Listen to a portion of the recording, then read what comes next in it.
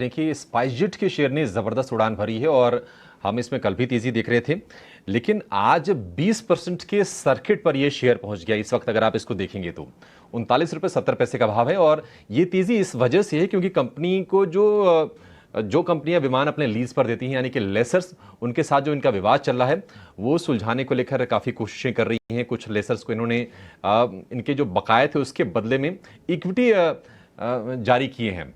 लेकिन जरा समझते हैं कि आखिर किस तरह से चीज़ें पॉजिटिव हो रही हैं स्पाइसजेट के लिए और अभी भी जो कंपनी की स्थिति है वो किस तरह की है, कितनी बकाया है कंपनी के ऊपर, मार्केट शेयर किस तरह का है। ये तमाम मुद्दे समझाने के लिए हमारे साथ हमारे दो सहयोगी समीर दीक्षित हैं जो कि आपको खबर बताएंगे और माली हालत कैसी है कंपनी की, ग्राउंड रियलिटी कैसी है बताएंगी पूजा।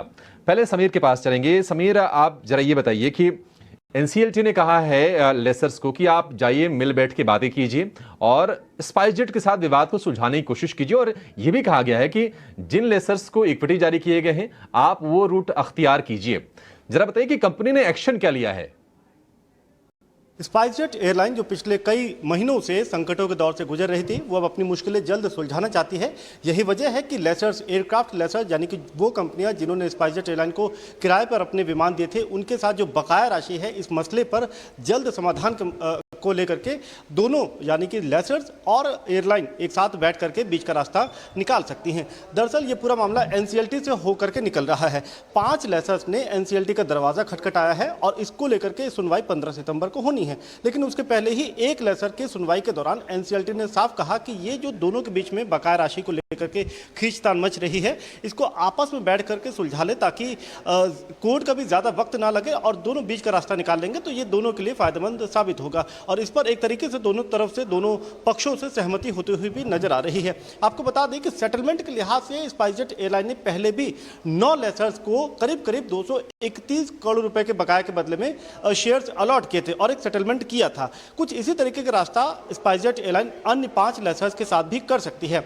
अभी स्पाइसजेट एयरलाइन के पास में किसी भी लेसर का कोई भी विमान नहीं है। इसका सीधा मतलब यह है कि स्पाइसजेट एयरलाइन के जो फ्लाइट ऑपरेशंस है उस पर इंपैक्ट नहीं पड़ेगा, लेकिन फाइनेंशियल्स पे जबरदस्त दबाव है क्योंकि जो बकाया राशि इन लेसर्स की है स्पाइसजेट एयरलाइन की तरफ से, तो इसको जल्द सुलझाने के लिए एयरलाइन अब साथ में बैठ करके बीच का रास्ता निकाल सकती है। सिर्फ एयरक्राफ्ट लेसर ही नहीं बल्कि इसके पहले जो पूर्व प्रमोटर कलानिधि मारन है उनकी तरफ से भी स्पाइसजेट एयरलाइन को 380 करोड़ रुपए का भुगतान करना है। वो मामला भी कोर्ट में चल रहा है और उस पर भी एयरलाइन लगातार दलील दे रही है कि वो भी जल्द सुलझ जाएगा। कुल मिलाकर के एयरलाइन की कोशिश ये है, यानी कि अजय सिंह जो कि मौजूदा प्रमोटर है स्पाइसजेट एयरलाइन के, उनकी कोशिश ये है कि वित्तीय देनदारी जो भी है उसको जल्द निपटा करके एयरलाइन को बेहतर परफॉर्मेंस के ट्रैक पर वापस लाया जा सके।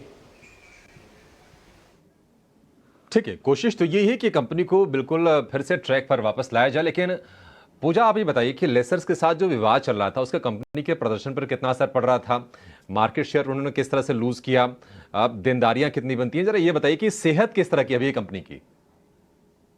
जी देखिए, विवाद का असर तो पड़ रहा था स्पाइसजेट पर, उनके ऑपरेशंस पर, और हम आपको बताएंगे कि किस तरीके से लगातार उनके मार्केट शेयर में, पैसेंजर लोड फैक्टर में असर पड़ रहा था और इसके चलते जो शेयर धारक थे स्पाइसजेट के उनको भी नुकसान हो रहा था। स्टॉक प्राइस में भी भारी गिरावट हमने देखी थी। पहले तो आपको कंपनी के कर्ज के हालात बता देते हैं कि वो कितने कंसर्निंग थे और जिसके चलते हम देख रहे हैं कि स्पाइसजेट उसके कारण ठीक से अपने ऑपरेशंस भी नहीं कर पा रही थी। अगर कर्ज पर नजर डालें स्पाइसजेट के तो लगातार यहाँ पर बढ़त है। FY20 में करीब 1090 करोड़ के आसपास का कर्ज था कंपनी के ऊपर, जो धीरे धीरे बढ़ता गया। वित्त वर्ष 2022 में 8330 करोड़ हो गया और FY23 में जो लेटेस्ट नंबर्स आए हैं, अगस्त में ही कंपनी ने अपने नतीजे घोषित किए, उसमें 7348 करोड़ का कर्ज कंपनी के ऊपर है। तो भारी भरकम कर्ज है कंपनी के ऊपर, जिसके चलते हम देख सकते हैं कि कंपनी के ऑपरेशंस में भी असर पड़ रहा था। अब अगर कंपनी के मार्केट शेयर पर नजर डालें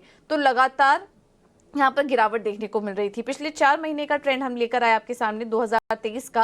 अप्रैल में 5.8% मार्केट शेयर था, मई में 5.4, अब वो गिरा और जुलाई में 4.2% अपने निचले स्तर पर कंपनी का मार्केट शेयर पहुंच गया। और ऐसा ही कुछ हमने पैसेंजर लोड फैक्टर में भी देखा। अप्रैल में 92.2% था और अब वो नीचे गिरकर जुलाई में 88% के पास पहुंच चुका है। तो यहाँ पर भी काफ़ी ज़्यादा दिक्कतें हुई और ये आंकड़े से हम एक अंदाज़ा लगा सकते हैं कि कंपनी को अपने ऑपरेशंस को करने में भी कितनी दिक्कतें आ रही होंगी। इसके अलावा और क्योंकि ठीक तरीके से ऑपरेशन नहीं हो रहा था, हम देख रहे थे कि कंपनी लगातार घाटे में चल रही थी और इसका असर कंपनी के प्राइस में भी पड़ा। पिछले एक साल में 14% टूट चुका है। हालांकि अब हम देख रहे हैं कि जिस तरीके से विवाद सुलझने की खबर आ रही है, स्पाइसजेट के स्टॉक को एक सहारा भी मिला। पिछले 6 महीने में 5% और अगर एक महीने में ही देखेंगे तो करीब 24% की तेजी यहाँ पर देखने को मिली है। तो हम देख सकते हैं कि अगर लेजर्स के साथ एक विवाद सुलझता है तो स्पाइसजेट के लिए काफ़ी बड़ी राहत की बात होगी, क्योंकि जिस तरीके से ट्रैवल में एक डिमांड काफ़ी अच्छी नज़र आ रही है, स्पाइसजेट उसका फ़ायदा नहीं उठा पा रहा है। और अगर ऐसा कुछ होता है तो एक बड़ी राहत की बात होगी स्पाइसजेट के लिए, उनको ऑपरेशन करने में और आसानी होगी। और हम देखेंगे कि धीरे धीरे कंपनी के मार्केट शेयर में भी जो कंपनी खो चुकी है वहां पर भी सुधार देखने को मिलेगा। ठीक है, शुक्रिया पूजा और समीर आपका। सुदीप सर आपके पास आएंगे। स्पाइसजेट हमने 100 रुपए से ऊपर के भी भाव देखे और हमने फिर 25 रुपए के आसपास के भी भाव देखे, और लेसर्स के साथ जो विवाद सुलझने की जो बातचीत निकल के आ रही है, क्योंकि हम देख रहे हैं कि अब जो मार्केट शेयर उनका है 10% के नीचे का है, तो ये पड़ाव एक है कंपनी की स्थिति को सुधारने की दिशा में, या आपको लगता है कि बड़ा मुकाम है कोई? क्या इसको लेकर बहुत उत्साहित होना चाहिए? डेफिनेटली ये पॉजिटिव डेवलपमेंट है। देखिए, ये डिस्प्यूट किसी के हित में नहीं है। डिस्प्यूट अगर इंडेफिनिटली चलता रहे वो लेसर्स के लिए भी सही नहीं है। तो अगर डिस्प्यूट जल्द से जल्द किसी तरह से रिजॉल्व हो जाए तो लेसर्स के लिए भी अच्छा है और कंपनी के लिए तो जरूर अच्छा है। जैसे अभी आपके सहयोगी दिखा रहे थे, कंपनी का परफॉर्मेंस पे बहुत बड़ा असर आ रहा था इस डिस्प्यूट का, और मार्केट शेयर में जबरदस्त गिरावट हो रहा था इनका, डेट लेवल्स बढ़ रहे थे। तो अगर ये कुछ नॉन कैश वे में ये प्रॉब्लम सॉल्व हो जाता है तो कंपनी के लिए बहुत अच्छा है, जो कि जिसका ऐलान किया जा रहा है शायद। और अगर ऐसा होता है तो स्पाइसजेट के लिए एक विन विन और लेसर्स के लिए भी एक विन विन फॉर्मूला सामने निकल के आ सकता है, ताकि कंपनी अपने ऑपरेशंस में फोकस करे। यहाँ पे एक चीज मैं बताना जरूर चाहूंगा निवेशकों के लिए, क्योंकि ये तो कंपनी की बात हो गई है, कंपनी के ऑपरेशंस की बात हो गई है, पर as a share market investor आप थोड़ा सतर्क रहिए, क्योंकि बहुत प्राइस थोड़ा ऊपर चला गया है, बहुत जबरदस्त अपवर्ड मूवमेंट देखने को मिला है, आज भी देखने को मिला है। थोड़ा सोच समझ के काउंटर वॉच करके फिर हिस्सेदारी खरीदिए, जल्दबाजी करके काउंटर में एंट्री मत लीजिए। अभी भी बहुत सारी दिक्कतें हैं, और क्योंकि ग्लोबल क्रूड ऑयल प्राइसेस बढ़ रहे हैं, एटीएफ प्राइसेस भी बढ़ जाएंगे शायद आने वाले दिनों में, और इससे प्रॉफिटेबिलिटी पे वापस दबाव आएगा एंटायर एयरलाइन इंडस्ट्री का।